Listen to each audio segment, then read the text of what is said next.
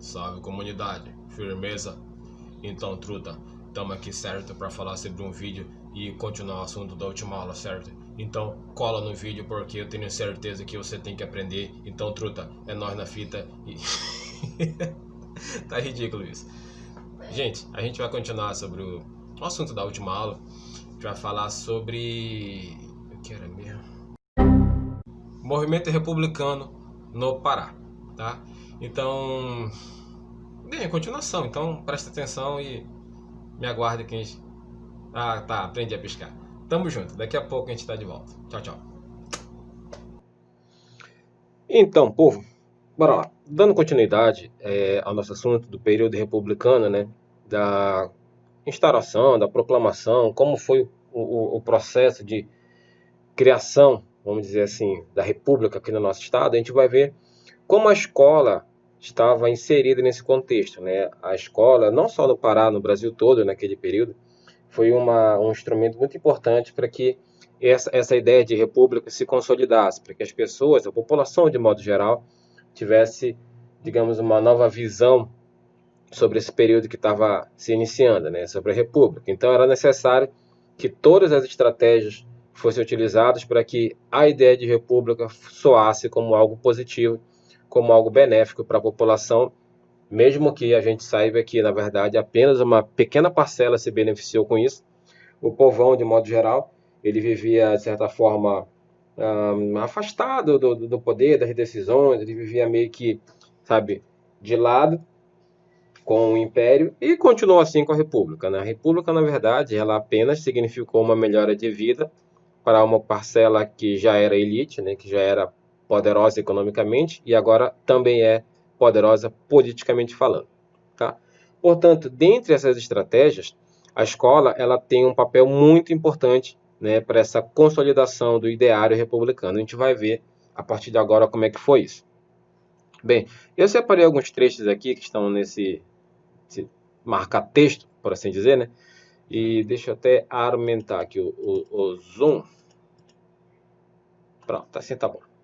Assim dá para todo mundo ver direitinho. Galera, quando a gente fala em escola, porque é até curioso, hoje em dia, de uns poucos anos para cá, a gente tem muito ouvido falar no cenário político brasileiro a questão da escola sem partido, de doutrinação, de uma série de coisas.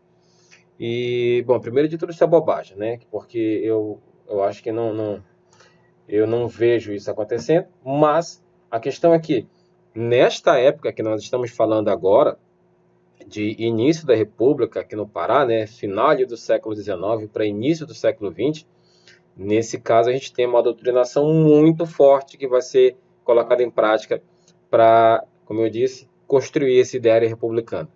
Então, o texto ele começa, como vocês, tá, corrigindo, vocês não, alguns de vocês têm uma certa preguiça de ler, eu vou lendo aqui algumas partes e vou explicando, assim a gente vai levando até a hora que der.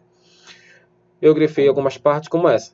A educação no Império Brasileiro era pautada por dois objetivos fundamentais: a formação de uma elite imperial e do Estado Nacional. Então, galera, quando a gente fala de educação na época do Império, segundo os republicanos, a educação ela era para poucos, ela era para os membros da elite, e ela era uma educação que visava apenas fornecer a esses membros da elite mais subsídios, mais condições para que eles continuassem sendo elite, para que eles continuassem governando o país.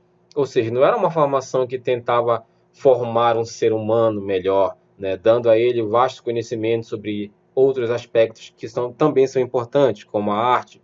Não, a ideia era fazer com que essa elite se tornasse ainda mais elite, agregando a eles conhecimento que eles precisariam para manter o seu status de, sabe, de poderosos. Então, não era uma educação que visava a melhora do ser humano. Era uma educação que visava a melhora do líder, né? Você é elite, você vai ser mais elite ainda, de acordo com a educação que nós estamos... Opa, acabou aqui. De acordo com a educação que nós estamos lhe fornecendo. Nós, o governo. Então, já que a educação ela era apenas para as elites e, obviamente, ela era voltada para que as elites continuassem sendo elite, o povão era quase que totalmente excluído dessa situação, né, da educação. Então, havia, e ainda tem detalhe, né? Olha, assim a instância educativa envidava, ou seja, a escola, ela se esforçava, né? Na verdade, assim, o império, a educação imperial, ela se esforçava para que todos os níveis de ensino fossem, digamos, alvos dessa política de implementar as elites uma educação que as tornasse mais elites. Todos os níveis de ensino. No entanto, o ensino secundário, que seria para a gente o ensino médio, o ensino superior, no caso das universidades, essas seriam ainda mais alvos desse tipo de educação. Os outros, elementar, primário, profissional, também, mas bem menos. Ou seja, a educação era direcionada a grupos sociais específicos, proprietária de escravos e de terras, os ricos, né? A classe dirigente, a classe que governava o país. Obviamente, isso é um tanto quanto injusto, porque o Brasil, que era um país naquela época já populoso, tinha uma parcela gigantesca da sua população totalmente afastada da escola. Hoje em dia ainda tem uma parcela muito grande, mas pelo menos a educação, ela é bem ou mal, ela ainda é ofertada para todo mundo. Naquela época não, era só para quem podia pagar por ela, tá? Então, essa educação, ela como eu, mais uma vez aqui, eu grifei algumas partes aqui que elas são bem específicas no objetivo, ó, formação de uma elite dirigente. Obviamente que isso gerou várias críticas dos republicanos. Por quê? Para os republicanos, a ideia deles é a educação ela tinha que ser francamente positivista.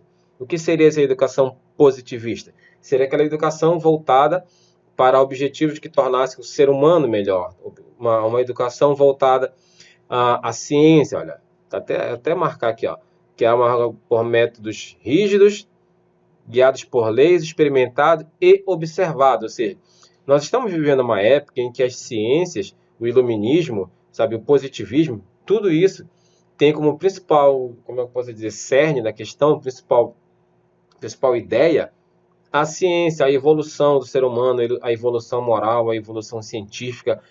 E é claro que uma educação positivista, na cabeça dos republicanos, seria o modelo ideal. Então, como nós estamos falando neste caso aqui, certo, de um período ainda monarquista, obviamente que os republicanos eles batiam muito nessa tecla porque, segundo eles, a educação deveria ser para todos. Qualquer um pode concordar que essa tese é verdadeira e ela deve ser para todos mesmo. Porém, a gente precisa entender o contexto aqui. Os republicanos estão criticando, estão procurando pontos falhos no governo monarquista apenas porque eles querem o poder para eles, certo? Porque nada sugeria que os republicanos fariam algo muito diferente dos monarquistas em vários pontos assim que eles tivessem poder.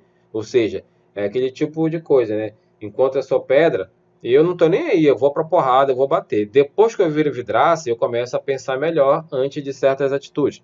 Portanto, para os republicanos, nesse caso, a crítica ela era positiva porque de fato estava errado, mas é bom levar em consideração que muitas das coisas que os republicanos prometeram também não foram cumpridas ou não foram cumpridas exatamente como foi prometido, tá? Então, a gente não está aqui falando de heróis e vilões. A gente está falando de, sabe, cara, pega os dias de hoje.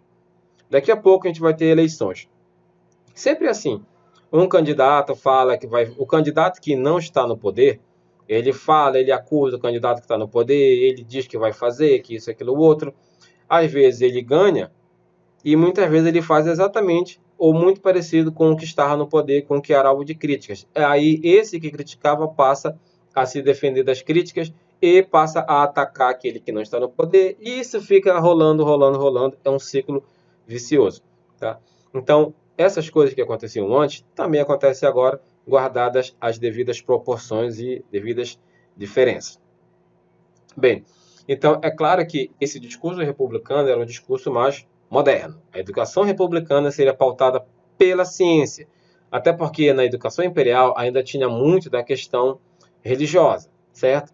E, obviamente, na visão dos republicanos, era uma visão retrógrada e atrasada, tá? Então não cabia mais. Olha, esse daqui, deixa eu ver se tem 1905. Esse aqui, agora nós já estamos falando de um período republicano. tá? Nós já estamos falando de um período em que a República foi instaurada, foi proclamada, o golpe foi dado e agora já é República. O Império já passa a ser coisa do passado. Porém, é preciso fazer com que a ideia de república fique cada vez mais fixa na cabeça de todo mundo como algo positivo. Logo, era latente, era necessário, era obrigatório quase construir uma narrativa que desse credibilidade ao novo regime, à república. Ou seja, era preciso usar todas as ferramentas possíveis para que a república fosse, de fato, tivesse credibilidade, fosse algo crível, algo que a população visse, olha, agora está melhor, sabe? Então, como a escola foi utilizada, nós temos aqui, ó, uma portaria de 1905, já é república, né? Lembrando que a república foi proclamada em 15 de novembro de 1889, certo? Então, aqui nós temos 6 anos de república, né? Quase 6 anos de república. Então, perceba aqui, ó, isso aqui é um programa de ensino, tá escrito de um jeito meio estranho, porque o português naquela época era um pouquinho diferente do que é hoje, tá? Isso aqui é um programa de ensino, é como se fosse uma espécie de conteúdo programático, certo? Para o primeiro ano. Primeiro ano e é de português. Existem outros, porque não dá para eu colocar todos aqui, porque infelizmente ia ficar muito grande, mas que desculpa, coronavírus. Não, não é brincadeira, é só uma tossezinha. Aqui nesse programa de ensino, a gente já vê algumas questões que são, digamos assim, objeto de mudança do programa que era monarquista para o programa republicano. Aqui ele já tem, digamos, uma ênfase um pouquinho maior à língua portuguesa do que tinha no período republicano, porque o período republicano, desculpa, eu até falei bobagem. E nesse programa de ensino, ele dá uma ênfase um pouquinho maior à língua portuguesa do que era feito no período monárquico, no período imperial, porque o Brasil ele era um país que ainda tinha muitos aspectos até de certa forma estrangeiros, certo? E até aqui, ó, o passado como um país estrangeiro encontra-se onipresente em todas as partes, necessitando de ordenação de uma lógica para dar-lhe inteligibilidade e a memória uma das vias de acessar esse passado no presente. Então, galera, trabalhar a língua portuguesa, trabalhar o português brasileiro, tá? Português brasileiro, porque nesse momento, né, o Brasil ainda tinha um português um tanto quanto puxado para o português de Portugal, só que aqui já começa a ser trabalhado um português como esse que nós falamos. Ainda não era exatamente igual ao de hoje, mas já se trata de mais uma identificação com a pátria, com o Brasil, né, com símbolos nacionais. Sons, vogais e sons consoantes, isso tudo tem a ver com o jeito que nós falamos aqui. Então, já era uma estratégia também para forçar cada vez mais esse patriotismo. Nós falamos português, mas é um português brasileiro, não é um português de Portugal, esse país que ainda tem a monarquia, é um país monárquico e tal. E é curioso que eu estou falando e mexendo as mãos, né? Vocês não estão vendo. Eu pareço um doente aqui, mas enfim.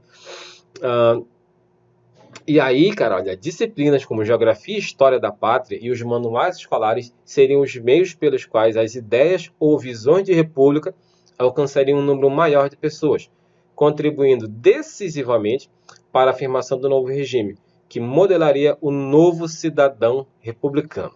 Tá? Então, galera, a ideia era formar agora mentes republicanas, cidadãos que tivessem na ponta da língua o que era ser república.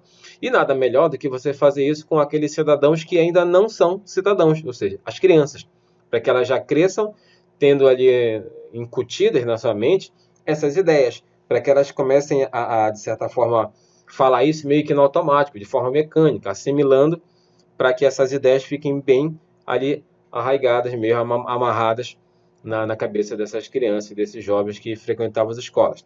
Então, na cabeça dos republicanos, fazer isso era uma luta pela glória. Eles eram gladiadores, eles lutavam pela razão. Eles achavam que fazer isso era tipo o máximo, era uma coisa até digna de heroísmo.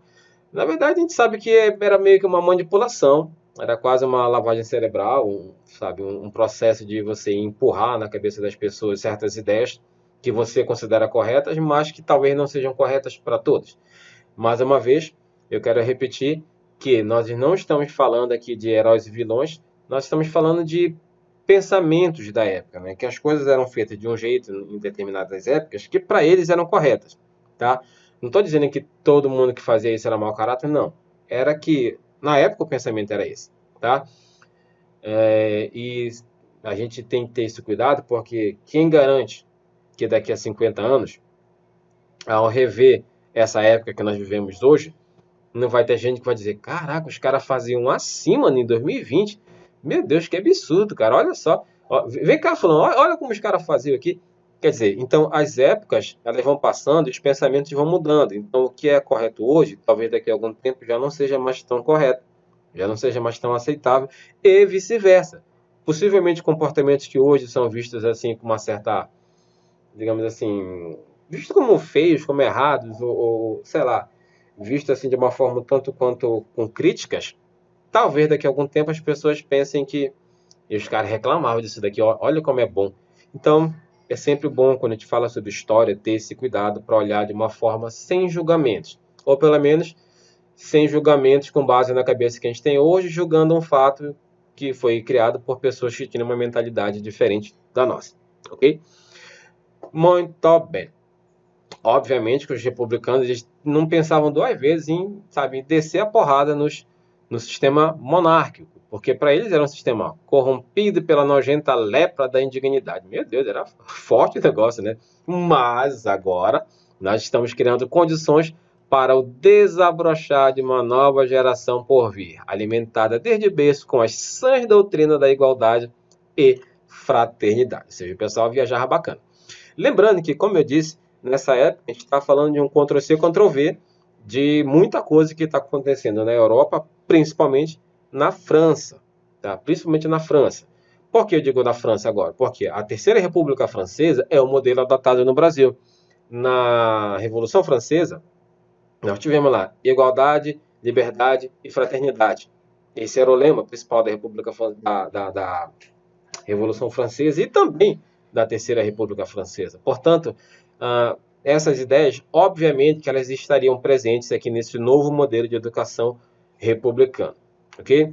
Então, eles eram cheios de frases, assim, de efeitos, olha, o terreno é a inteligência humana, e essas sementes, as doutrinas republicanas, seriam as que dariam, digamos, condições para que essas gerações pudessem, sabe, desenvolver-se. Deixa eu ver o que mais fala aqui. Segue-se um dos pontos. Peraí, que agora eu fiz bobagem. Volta. Aqui. Aqui. Segue-se um dos pontos capitães, ou capitais, na verdade, né, da forma governamental republicana. É a instrução do povo. Ou seja, a educação do povo, a educação do povão seria um dos pontos principais desse novo modelo de governo republicano. Nada mais é isso aqui do que uma forma de segurar a população do seu lado, né? Olha, povão, vocês não tinham educação com a monarquia, vocês vão ter agora, tá? Cola em mim que é só sucesso, porque aqui, ó, nós da República estamos pensando em vocês, então vocês vão ter educação agora. Mais ou menos, né? Mas, enfim, homens instruídos para que saibam expender com independência e caráter ilibado as verdadeiras ideias do progresso, que saibam tomar a livre resolução, defendê-las em toda parte, para que saibam, enfim, contribuir para a franca execução e manutenção delas. Esse era o objetivo da educação republicana, pelo menos no papel, tá?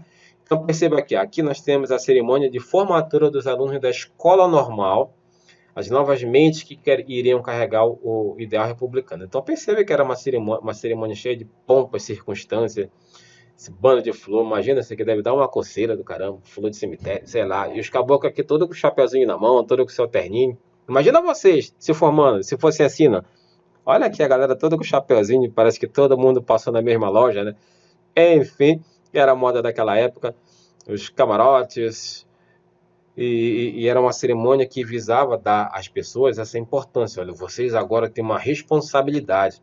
Vocês são as pessoas que vão carregar daqui para frente os ideais republicanos. Vocês precisam ter isso em mente, vocês precisam defender a República, porque nós não podemos voltar para aquele cenário imperial, aquele cenário triste, onde vocês não tinham chance de estar aqui. Agora vocês têm essa chance de estarem aqui se formando, e isso é só por conta da República. Portanto, defendam-a com unhas e dentes e com o que vocês tiverem à mão.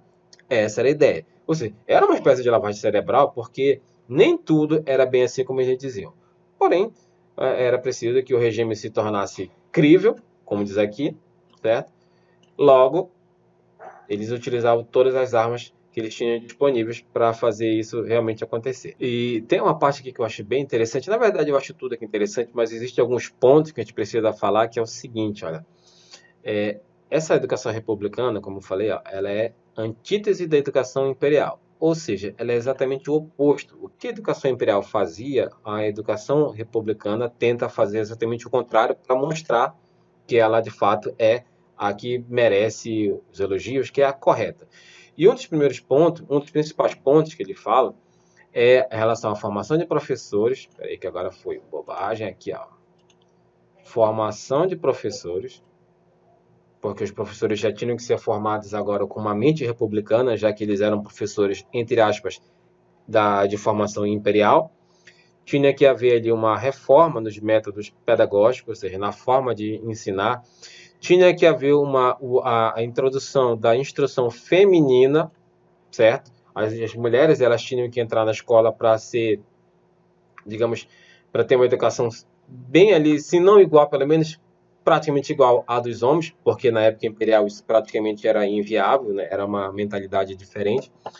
E, claro, baseada na moderna ciência pedagógica, na moderna maneira de ensinar, tá?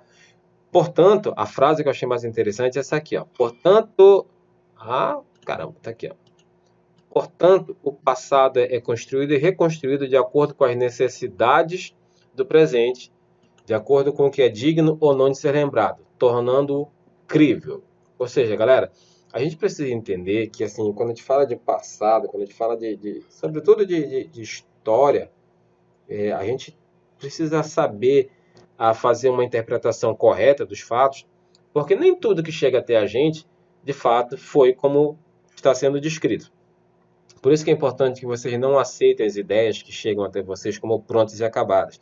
Sabe? Tentem sempre questionar, tentem sempre perguntar, mas é assim mesmo? Por que foi? Me explica melhor, tá? Procurem outras fontes, porque se não for assim, vocês correm um sério risco de começar a serem enganados. E hoje em dia, com a época que a gente vive, né, com tanta informação disponível, com tantos meios, a pessoa que se aceita tudo como fato pronto e acabado, sem questionar, sem perguntar, sem procurar outras fontes, na verdade está fazendo um papel de bobo, de otário mesmo, porque hoje em dia isso já não tem cabimento, tá? Só é enganado praticamente quem quer, ok? Então, façam isso, por favor. Então, tudo que lembrasse a monarquia seria relegado como fracasso, seria colocado no passado bem distante para nunca mais ser lembrado. Ou pelo menos ser lembrado apenas como algo que não merece que retorne ao presente. Esse aqui é o regulamento do Liceu Paraense. Então, o Liceu Paraense ele era uma escola que formava, por exemplo, uma espécie de ensino médio, e lá na escola normal seria o ensino fundamental. Então esse aqui, ó, tá meio, porque isso aqui é uma imagem bem antiga que eu peguei, mas a gente tem que nos anos do ensino médio, aritmética, geografia, português, francês, ó. E vai, sim, várias disciplinas. Dava-se uma ênfase bem grande para a história e geografia aqui por conta dessa necessidade de construir esse ideal republicano, tá? Aqui, deixa eu voltar, aqui também, esse aqui eu peguei só de português, mas eu já vi os outros, é porque os outros, as páginas que eu tenho disponível aqui, né, para foto, de foto, estavam muito rasgadas e não dava para entender direito, mas tanto na escola normal, que era o ensino fundamental, quanto no liceu, que seria o ensino médio, né, as escolas onde teriam o ensino fundamental e o ensino médio, nós tínhamos essa preocupação com história e geografia para essa construção desse ideário republicano, ok?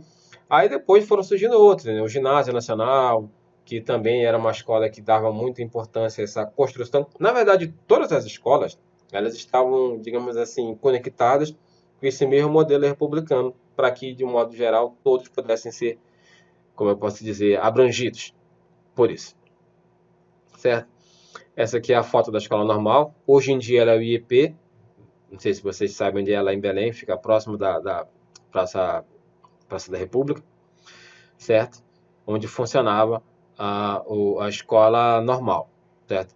Inclusive o IEP hoje ele continua sendo uma escola Só que, claro, já não mais nos moldes antigos, né? Hoje em dia já é um pouquinho mais diferente, já é mais moderna, já mais conectada com os tempos que nós vivemos atuais. E, bom, para a gente terminar, pelo menos essa parte, a gente vai só pegar a última parte da apostila que diz assim: as festas cívicas, ou seja, as festas civis, eram outra dimensão importante dos estudos e ensinamentos educacionais republicanos. Porque nas escolas, no caso, as festas de datas, comemoração de datas nacionais, elas também estavam englobadas nesse processo de consolidação de uma educação republicana. Até porque, ó, está dizendo aqui, ó, era considerada a maneira mais fácil de inculcar, ou seja, de enfiar na cabeça dos pequenos da época os ensinamentos acerca da pátria, a pátria republicana para essas crianças, certo? Era muito mais fácil fazer isso através das datas, do que em aulas, exposições dadas pelos professores. Então, coloca um monte de feriado, comemora, faz a festa, faz com que a criança lembre, olha, ano que vem tem a festa de tal coisa, da República, da bandeira, do não sei o quê, do presidente, para que ele, meio que de forma inconsciente, comece a associar uma coisa à República, certo? Essas atividades elas eram, obviamente, programadas pela escola com o direcionamento do governo republicano e tinha uma série de simbolismos ali, né? As datas nacionais, a bandeira do Brasil sendo hasteada, os hinos, sabe? A criação de heróis. Tudo isso, claro, tinha como objetivo essa criação de uma mentalidade republicana e era acompanhado com muito cuidado pelas autoridades para que não houvesse nenhum tipo de desvio, certo, daquilo que eles queriam, para que não houvesse nenhuma possibilidade de varar de repente ali um símbolo imperial, monarquista, nada. Tinha que ser tudo 100% republicano.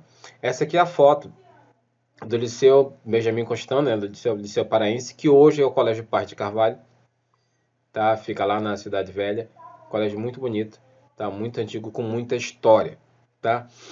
E é claro que aqui, como dizer, essa parte que eu grifei, no Brasil e no Pará, na Primeira República, história da nação, história da pátria, deveria ser muito fortemente utilizado, tendo esse caráter pedagógico de introdução, de consolidação da República.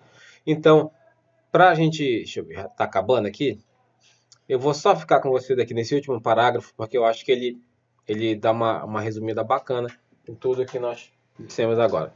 Entre as estratégias utilizadas por autores na elaboração dos manuais didáticos, predominava o emprego de um discurso ufanista. Ou seja, quando eu digo discurso ufanista, é aquele discurso que exalta o Brasil acima de todos, sabe? Sabe aquele negócio de Brasil acima de tudo, ame ou deixe, uma parada bem parecida com o que a gente tem hoje, né? Mas, enfim. No qual era necessário apresentar o Brasil aos brasileiros, ressaltando suas raízes, batalhas, grandeza, seu território, enfim, tudo que fosse relativo ao Brasil e, obviamente, dissociado do Império, relativo ao Brasil, República, tá? E tudo isso deveria ser colocado ali no mais alto nível para que os brasileiros pudessem conhecer o Brasil republicano, tá? Porque, por outro lado, os nomes dos maus brasileiros, traidores da pátria, ou seja, os monarquistas, deveriam ser citados como exemplos a se evitar. Criavam-se então recursos que permitissem ao aluno transformar-se num patriota ou num sequelado, sei lá, num alienado, através do conhecimento dos fatos e da sua apreensão, tá? Mais uma vez, gente, tá? A gente está vendo aqui como a educação foi utilizada de modo a formar uma mentalidade direcionada para uma doutrina, uma política, para o que era conveniente aos governantes da época. Então, a gente tem que ter cuidado para que coisas como essa não aconteçam mais, tá? Então, isso depende muito de vocês analisarem com carinho, com cuidado, com calma, com critério, todas as informações que chegam até vocês, para que vocês possam, por vocês mesmos, começarem a pensar e não pensar com a cabeça dos outros, tá bom? Nos vemos daqui a pouco no grupo. Beijinho, abraço e até depois. Tchau, tchau.